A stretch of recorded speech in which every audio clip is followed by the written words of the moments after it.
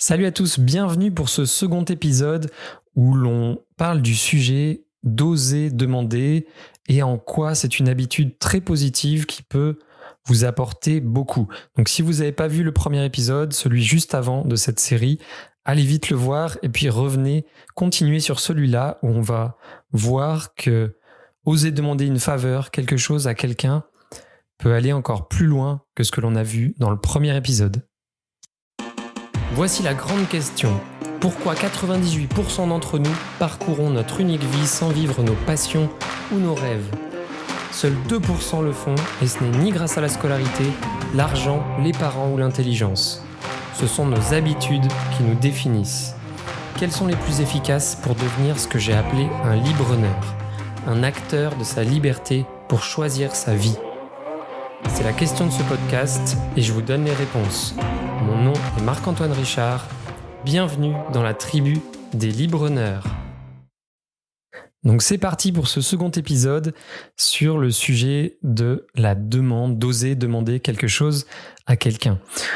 On a vu dans le premier épisode que on avait une tendance, une première barrière qui nous bloque souvent, ou qui bloque certains profils à demander quelque chose, c'est de s'imaginer que l'on va avoir une réponse négative. On a vu que on sous-estimait grandement le fait que l'on obtient souvent, réellement, des réponses positives à nos demandes. Et là, on va voir, pour démarrer, qu'il y a un autre blocage. Et pour ça, je vais vous raconter l'une de mes pires hontes que j'ai ressenties dans ma vie.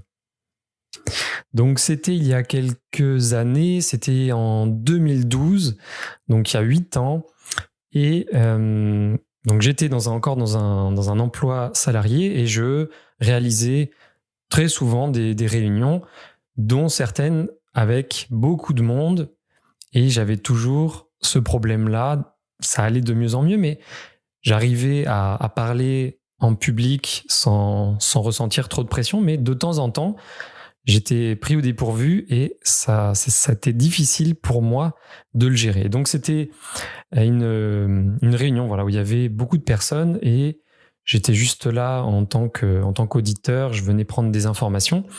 Et je m'attendais absolument pas à ce que j'ai à prendre la parole devant le nombre de personnes qu'il y avait. Alors c'était pas non plus phénoménal, mais il devait bien y avoir entre 100 et 200 personnes, je pense.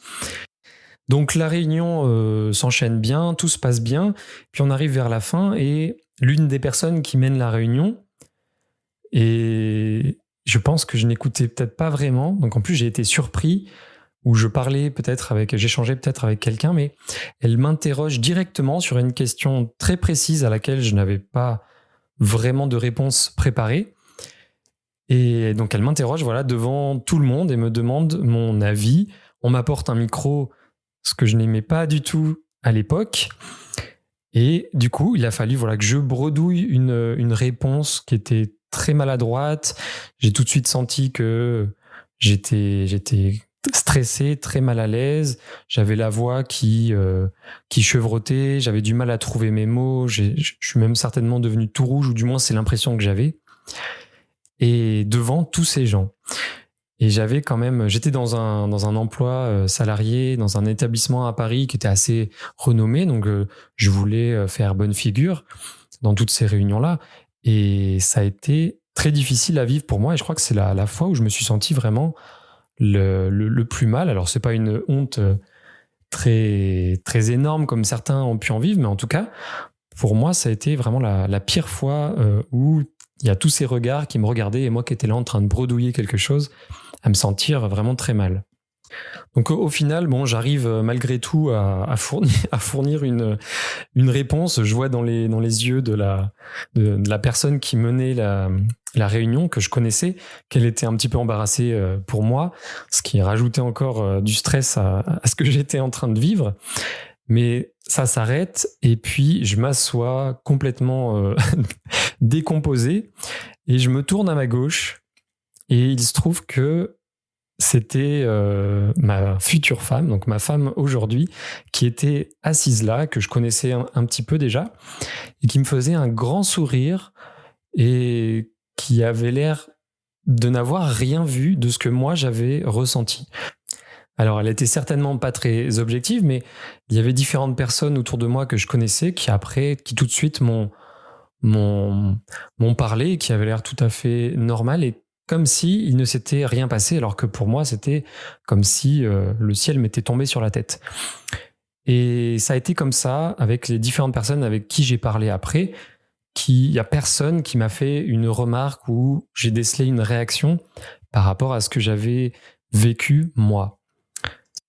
Alors, et c'est là où je veux en venir par rapport au fait d'oser demander quelque chose à quelqu'un.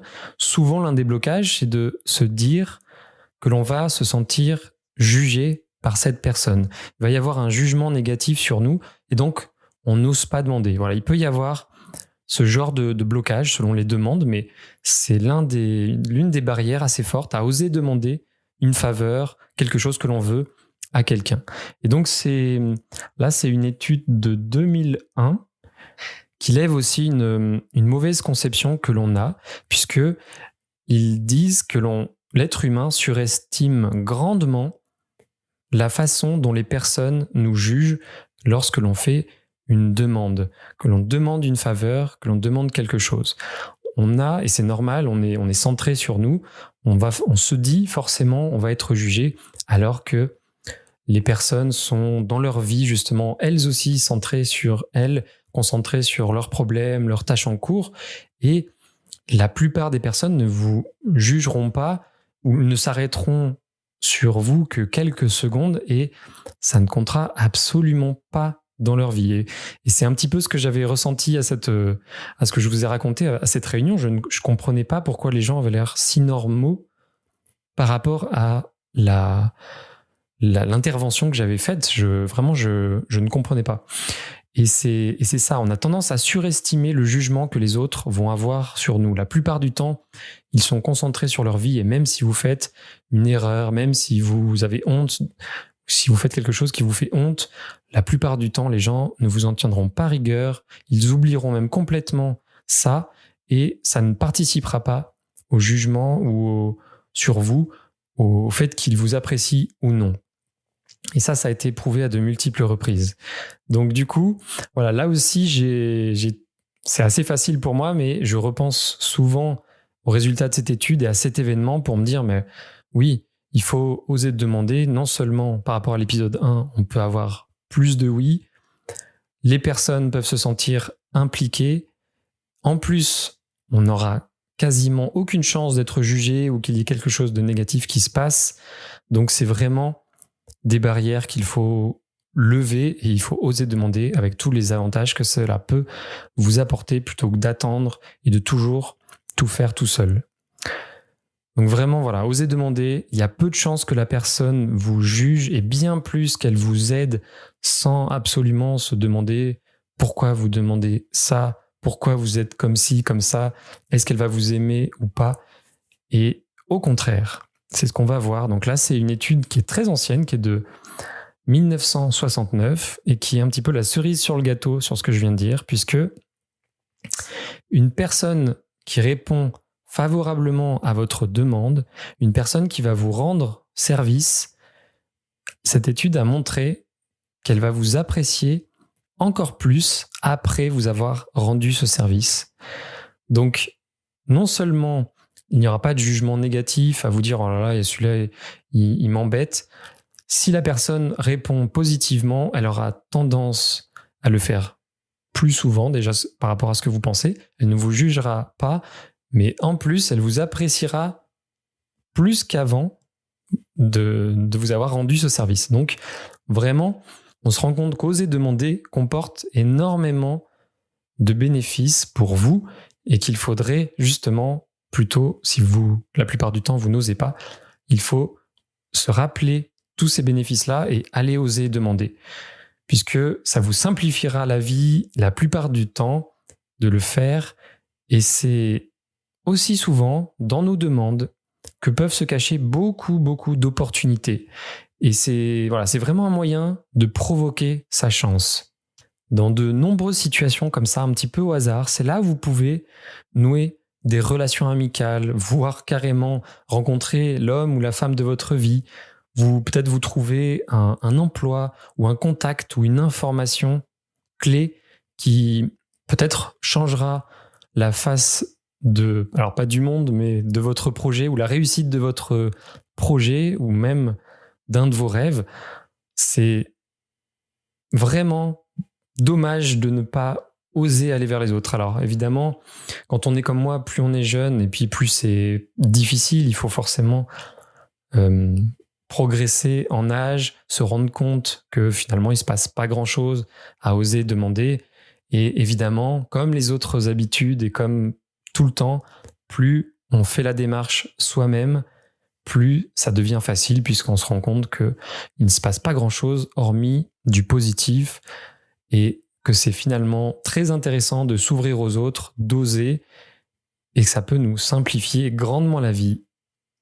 Donc voilà, si c'est un problème récurrent chez vous, essayez après cet épisode de podcast, si vous avez, la prochaine fois que vous rencontrez ce type de situation, osez demander, même pour une toute petite information, essayez de vous amuser à aller vers quelqu'un, demander quelque chose, ne serait-ce que l'heure, même si maintenant avec les smartphones, on le voit de moins en moins, mais essayez et rappelez-vous les bénéfices.